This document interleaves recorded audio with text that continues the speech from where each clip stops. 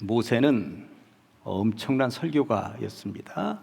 흰구약 성경을 읽어보면 다양한 설교들이 많이 등장을 하죠. 특별히 사도행전을 읽어보면 사도 베드로의 설교에 3,000명이 믿었다, 세례받았다 그런 이야기도 있습니다만 모세 설교에 견줄 바가 아닙니다. 평신도 스데반의 설교도 길게 나와 있습니다만 모세의 설교에 견줄 바가 아니었습니다. 물론 사도 바울이 신약 성경 13권의 편지를 써 보내면서 다양한 설교인 것 같지만 그것은 편지였습니다. 그러다 보니 설교와는 차원이 좀 다르죠. 그런데 모세 같은 경우는 신명기가 1장부터 34장까지 되어져 있는데 34장에서는 모세가 죽는 이야기니까 33장까지 길게 설교하는데 그 설교의 내용을 들어보면 탁월한 설교가이구나 하는 것을 알게 됩니다. 오늘 본문은 그 설교의 한 부분인데 이 내용을 가지고 하나님의 말씀을 받도록 하시겠습니다. 크게는 세 주제로 말씀을 받으려고 합니다. 첫 번째는 모세의 온유입니다. 모세의 온유. 모세는 온유한 사람이었다 성경이 말씀하고 있는데 민수기 12장 3절을 보면 이 사람 모세는 온유함이 지면의 모든 사람보다 더하더라. 지구 땅덩어리에는 모든 사람의 합친 온유보다도 모세 한 사람의 온유가 최고였다고 말씀하고 있는 것이죠. 제가 그래서 온유라고 하는 단어 모르지 않겠습니다만 굳이 국어사전에서 한번 찾아보았더니 표정이나 그러니까 겉에서 드러나는 표정이나 성질, 이 몸 속에 있는 마음에 있는 성질이 온화하고 부드러움이라고 되어 있으니 여러분들 이 정도 되면 눈치가 있으면 그래도 표정 관리를 좀 온화하게 하려고 노력을 좀 하셔야 되는 것 아니겠습니까? 오늘 설교를 온화하게 표정 관리하면서 한번 들어보시도록 하겠습니다. 그런데 온유라고 하는 이 단어에 신약 성경에 보면 어디선가 본 것 같지 않습니까? 사도 바울이 고린도 교회 편지를 써 보내면서 사랑에 대한 정의를 할 때 고린도전서 13장에서 특별히 4절을 보았더니 사랑은 오래 참고 사랑은 온유하며 시기하지 아니하며 사랑은 자랑하지 아니하며 교만하지 않는다고 말씀하고 있습니다. 그러고 보니 사랑에 대한 여러 가지 목록이 있는데 오래 참는 것 다음에 두 번째 목록에 온유가 들어가 있음을 알게 됩니다. 최근에는 성경을 굉장히 쉽게 번역한 책들이 많이 나와 있는데 특별히 오늘날 우리가 알고 있는 이 본문을 굉장히 쉽게 번역한 새한글 성경이라고 있습니다. 근데 새한글 성경으로 이 본문을 읽어보았더니 사랑은 참습니다, 다정합니다. 사랑은요 시샘하지 않습니다. 사랑은 우쭐대지 않습니다, 거들먹거리지 않습니다. 이렇게 되어 있습니다. 와, 쉽게 번역하니 사랑에 대한 정의가 이렇게도 명쾌하게 확 와 닿는구나. 온유하다는 말을 어떻게 번역해 놓았어요?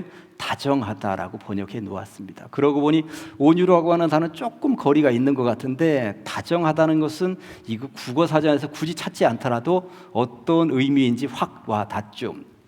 최근에 제가 읽은 책 가운데 우리는 조금 더 다정해도 됩니다 라는 책이 있습니다. 김민섭 작가라는 분이 쓰신 책인데 전체적으로 다정함이 어떤 영역인지에 대해서 설명해 놓은 책입니다. 이분이 그 중에 하나를 소개하고 있는데 2023년도에 제주도에서 강연이 예정되어 있었다는 거예요. 그런데 태풍 칸운이 올라온다는 것이죠. 마침 제주도에서 강연하기로 되어 있는 날 칸운이 제주도를 완전히 관통한다는 뉴스였습니다. 그러다 보니 바로 전날 강연하기로 되어 있는 바로 전날 그 제주도에서 전화가 걸려왔습니다. 아무래도 내일 강연 못하겠습니다. 이 태풍, 이 난리 속에 누가 강연을 들으러 오겠습니까? 또 비행기도 뜨지 않을 것 같은데 작가님 괜히 어렵게 내려올 생각하지 마시고 취소입니다. 안타깝지만 다음에 한 번 더 모시도록 하겠습니다. 아쉽지만 어쩌겠습니까? 못 내려가죠. 그리고 하루를 지나서 정말 강연하는 날이 되었는데 거기서 강연 끝나면 하루 묵고 오기로 되어서 있는데 그 호텔에서 까똑 하고 오더니 오늘 예약되어 있는데 몇 시부터 들어오셔서 숙소에 들어가실 수 있습니다 하는 카톡이 온 거예요. 이걸 취소 안 했구나. 부랴부랴 호텔로 전화를 걸어 보았더니 취소가 안 된다고. 하루 전날 전화를 걸었으면 취소가 되는데 당일 취소는 안 된다라고 하는 것이었습니다. 그 대신 요즘은 호텔 같은 데 예약을 하려면 이 숙박 앱을 통해서 보통 예약을 하지 않습니까? 우리는 관련 없는데 그 숙박 앱을 통해서 하셨으면 그 앱, 그 회 거기로 전화를 한번 걸어 보십시오. 환불 받을지도 모릅니다. 알겠습니다. 그래서 숙박 앱으로 전화를 걸어 보았죠. 환불은 가능합니다. 다만 태풍 때문에 못 가신다라고 하는 증명, 그러니 태풍 때문에 비행기가 뜨지 않는다라고 하는 증명만 내주시면 환불해 드리도록 하겠습니다. 그런데 앞불사 비행기 티켓을 미리 안 끊었네. 비행기 티켓을 안 끊었어. 요즘 비행기 티켓이 많다 생각이 들어서 그냥 당일날 끊고 가야지 이런 생각을 했던 것입니다. 그러니 너무나도 아쉽게 되었습니다. 어떻게 한다지? 그러다가 이런 생각이 들었습니다. 어차피 내가 안 가니 환불도 안 되니 오늘은 그냥 비어 있겠구나. 그렇다면 혹여 제주도에 머물러 있다가 비행기가 못 떠서 못 돌아오는 사람에게 비행기 티켓을 줄 수 있으면 얼마나 좋을까. 혹여 제주도 도민 가운데 어디 여행을 가고 싶은데 못 가는 사람이 혹시 호텔에서라도 이런 날 하루 묵을 수 있다면 얼마나 좋을까. 그런 생각이 들었습니다. 그래서 SNS에 제주도 숙소 숙박권을 드립니다 라는 제목의 글을 남겼습니다. 태풍으로 제주도 강연이 취소되었다고, 내가 예약한 숙소에 누구라도 가서 자면 좋겠다고 여러 개의 글이 담겼는데, 첫 번째 사람의 사연은 남편과 함께 육지로 나가서 휴가를 보내기로 했는데 이 비행기가 뜨지 않으니까 못 나간다라고 하는 부부가, 그럼 우리가 거기에서 묵도록 하겠습니다, 이렇게 된 것입니다. 그래서 호텔 숙박권을 양도했습니다. 양도하자마자 숙박 앱 거기에서 전화가 왔습니다. 환불해 드리도록 하겠습니다. 여러분들 어떻게 하실 것 같습니까? 환불을 받을까요? 이미 양도했는데 여러분들 어떻게 하실 것 같습니까? 그 사람에게 전화를 해서 환불해 준다네요. 죄송합니다. 보통은 이럴 가능성이 있는데 이분이 어차피 양도했는데 그 사람의 행복 얼마나 좋아하고 있을까? 그것을 빼앗지 말자. 그래서 이미 양도했으니 환불받지 않겠습니다 얘기했더니 숙박앱 업체에 사람이 이상한 사람이다, 환불해 준다는데도 안 받네 하고 전화를 끊었다고 하는 것입니다. 그런데 김민섭 씨는 이런 일이 한 번이 아니었습니다. 그에게는 이런 일도 있었죠. 몇 년 전에는 일본에 이제 한번 다녀올 일이 있었습니다. 그런데 아이가 갑자기 아파서 일본 가는 것을 취소한 거예요. 그래서 숙박은 취소됐는데 이제 비행기 티켓이 문제였습니다. 그래서 환불 받을 수 있는가 했더니 숙박은 다 환불을 받았는데 비행기 티켓은 환불이 도저히 안 된다는 거였습니다. 어떻게 한다지? 그래서 SNS에다 올렸습니다. 김민섭 씨를 찾습니다. 후쿠오카 왕복 항공권을 드립니다 라고 올린 것입니다. 3가지 조건이 맞아야 됐습니다. 대한민국 국적을 가진 남자여야 되었고요, 이름이 김민섭이어야 되었고, 김민섭이라고 하는 이름이 영어 스펠링까지도 똑같아야 가능한 영역이었습니다. 어떻게 되었을까요? 3 조건이 딱 맞아 떨어지는 사람이 나타났고 그 사람에게 이제 그 티켓을 넘기게 되었다는 이야기인데, 이 소식을 알게 된 사람들이 굉장히 어렵게, 형편이 어려운 학생이 그 티켓을 가져갔는데 이 소식을 알아들은 사람들이 너도 나도 나 그 학생 돕겠다고, 이 사람 저 사람이 많이 나타나서 굉장히 감동적인 이야기로 이어졌다는 것이, 뒤에 얼마나 감동적인 이야기인지는 제가 시간 관계상, 그러니까 유튜브에 찾아 들어가서 김민섭 찾기 프로젝트를 검색하시면, 절대 지금은 하시면 안 됩니다. 집에 가셔서 보시면 감동적인 이야기를 여러분들 만나실 수가 있을 것입니다. 김민섭 씨는 제주도 행사 취소 글의 말미에 이렇게 적어놓고 있습니다. 태풍으로 행사가 취소되었고 숙소는 환불이 되지 않았으나 누구와도 싸우지 않았고 누구도 사과하거나 상처를 받지 않았다. 내가 살아가고자 하는 삶의 태도라는 것은 여기에 다 있다. 어떤 일이든 타인을 상상한다면 함께 행복한 이야기를 만들고 확장시킬 수 있다. 당신에게 보낸 작은 다정함이 당신을 돌아 더 크게 퍼져나갈 것이다. 그러한 기대와 믿음이 있기에 우리는 타인에게 다정함을 보낸다. 작은 다정함이 이렇게 큰 다정함으로 퍼져나가는 것을 보면서 우리가 조금만 더 세상 속에서 다정하면 좋겠다고 이 저자는 거듭거듭 이야기를 하고 있는 것입니다. 모세는 온유했다고, 지구 땅덩어리에 살고 있는 모든 사람들의 온유함을 합친 것보다도 더 온유했다고 성경이 말씀하고 있는데, 이렇게 번역을 해보면 지구 땅덩어리에 살고 있는 모든 사람들의 다정다감한 것을 합친 것보다 모세는 다정한 사람이었다고 말씀하고 있는 것입니다. 광야 40년을 머무는 내내 백성들은 계속 들고 일어났습니다. 먹을 것이 없다고, 마실 것이 없다고, 고기를 좀 먹게 해달라고, 너무 덥다고, 너무 춥다고, 그 권력 우리도 좀 나눠 가지자고, 다시 애굽으로 돌아가자고, 여호와 하나님은 신이 아닌 것 같다고, 금송아지가 신인 것 같다고. 우리 같으면 그럴 때마다 최고 권력자라는 그 권력으로 입을 틀어막든지, 질질 끌고 가서 광야 한 귀퉁이에 유배를 시키든지 곤장이라도 쳐서 가두든지 저놈의 목을 쳐라 그러든지 뭐라도 할 것 같습니다만 모세는 단 한 번도 그렇게 하지 않았다고 성경은 말씀하고 있습니다. 모세는 그저 엎드릴 뿐이었습니다. 하나님의 처부를 기다린 거죠. 하나님 어떻게 할까요? 그래서 모세의 온유함을 다른 번역에서는 겸손함이라고 말을 하고 있습니다. 그래서 제가 볼 때 하나님 앞에서는 겸손한 사람이 모세였다는 것이고 백성들 앞에서는 온유, 그러니까 다정다감한 사람이 모세였다는 이야기인 것입니다. 그러고 보니 하나님 앞에는 늘 겸손하게 살 일이요, 사람들 앞에서, 가족이나 성도들 앞에서는 늘 다정하게 살아볼 일입니다. 그랬던 모세가 일생일대 실수를 하나 하죠. 두 번째 모세의 실수 이야기를 해보도록 하겠습니다. 출애굽기부터 민수기까지 읽어보면 백성들은 끊임없이 들고 일어났고 모세는 하나님 앞에 엎드렸습니다. 그럴 때마다 하나님께서는 정답을 알려주십니다. 아침마다 만나가 내리는 것으로, 저녁마다 메추라기가 쏟아지는 것으로 하나님께서 정답을 알려주셨죠. 바위에서 물이 쏟아져 나오는 것으로, 낮에는 구름 기둥으로, 밤에는 불 기둥으로 하나님께서 정답을 알려주셨습니다. 그럼에도 불구하고 백성들은 지속적으로 모세를 괴롭게 했습니다. 그러다가 민수기 20장을 읽어보면 이런 장면이 나옵니다. 출애굽기로부터 시작해서 레위기, 민수기를 거치면서 여기까지 왔으니 광야 생활에 이제 익숙해질 만도 했는데 백성들은 아직도 불평과 불만을 쏟아냅니다. 민수기 20장 2절과 3절을 보았더니 회중이 물이 없으므로 모세와 아론에게로 몰려들었다고 말씀하고 있고 백성이 모세와 다투어 말하여 이르되, 마실 물이 없는 상황으로 치달리니까 백성들이 떼거리로 몰려들었다는 것입니다. 떼거리로 몰려든 백성들이 모세와 다투었다는 이야기인데, 이 다투었다는 이야기를 원어적으로 찾아 들어가면 손에는 돌멩이가 들려있고 금방이라도 집어 던질 것 같고, 그리하지 않으면 멱살이라 잡고 모세를 내팽개칠 분위기였다는 이야기인 것입니다.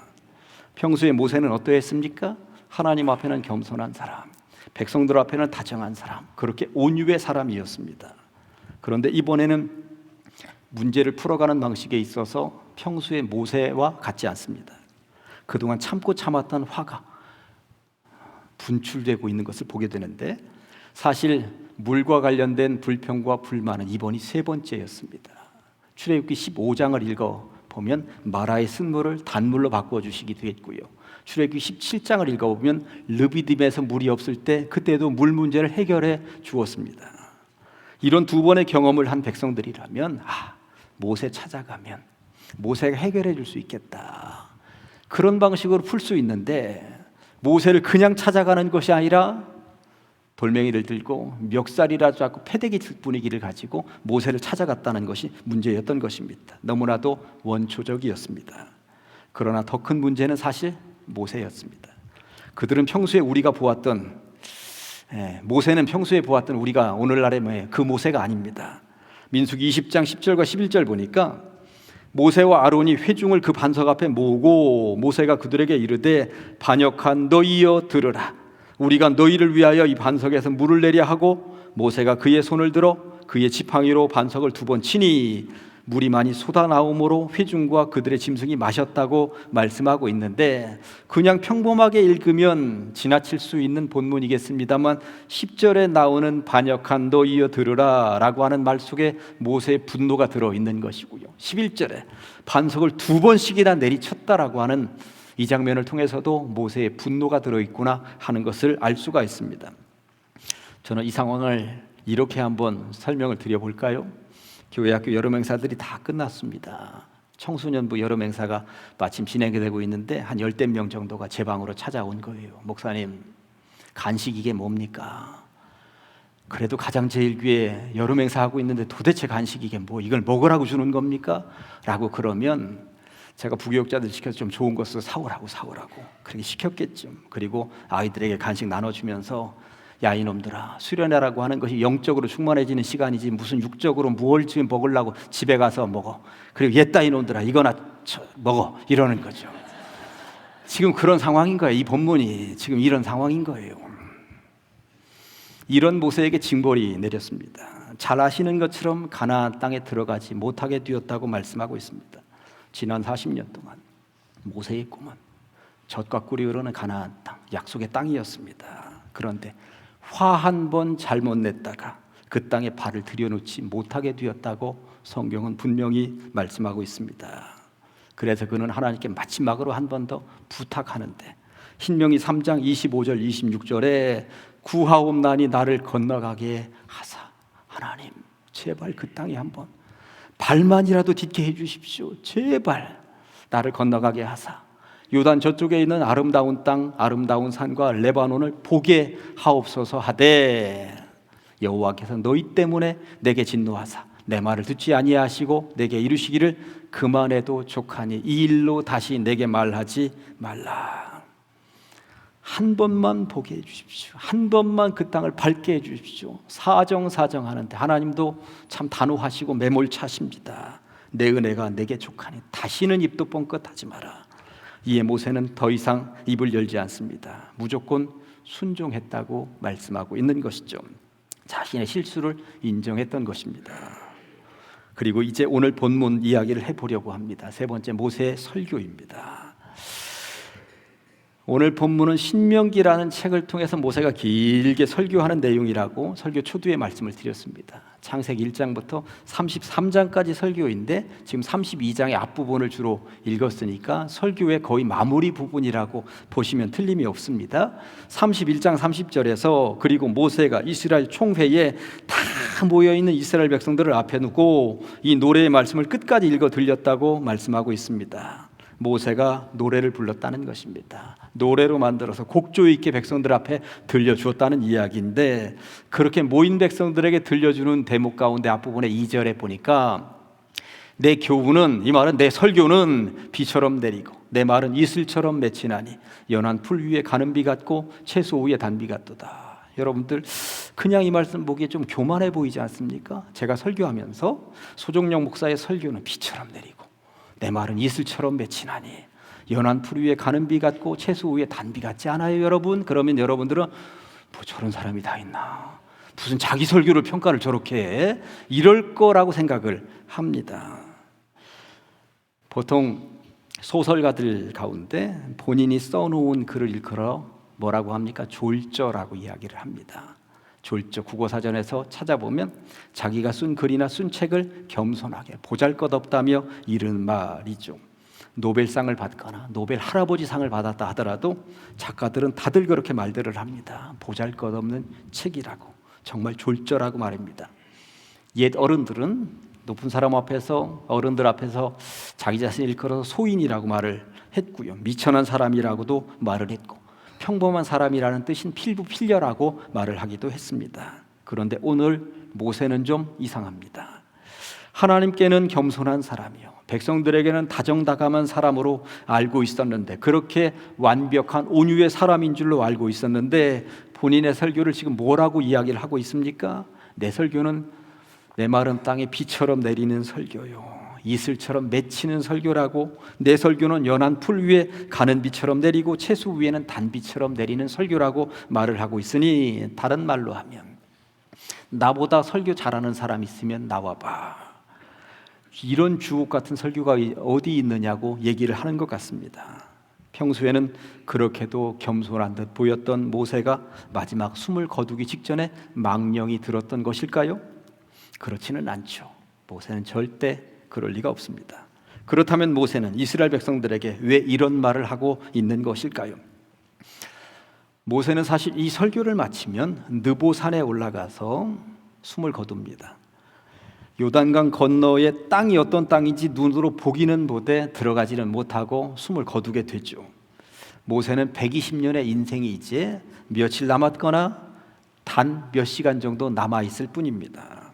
남겨진 백성들은 여호수아와 함께 약속의 땅으로 들어가게 될 것입니다. 얼마나 기다리던 땅입니까? 그 땅을 기대하면서 백성들은 광야 40년을 버텨냈습니다. 이 즈음에 질문 하나 던져보겠습니다.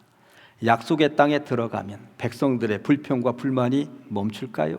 절대 그럴 리가 없습니다.